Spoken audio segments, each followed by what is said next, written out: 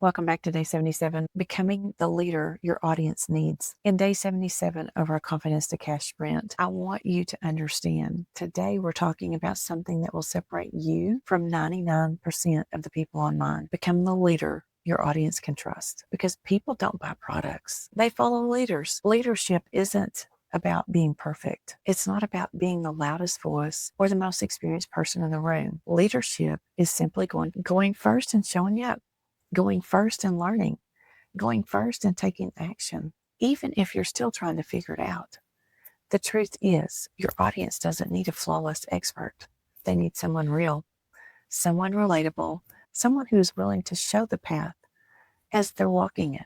And here's the biggest lesson I've learned in the digital space. You do not become a leader after you succeed. You succeed because you decided to lead. When you show up consistently, when you encourage others, when you share what's working for you, when you speak from your heart, you transform from being just another account into someone that people look at for direction. So today I want you to step into leadership in one very, very simple way. Number one, share a win, a big or small, just to inspire others. It doesn't have to be a money, it can be a personal win. Share a win. Number two, teach someone something that you learned this week. Number three, encourage someone in your community or in the comments.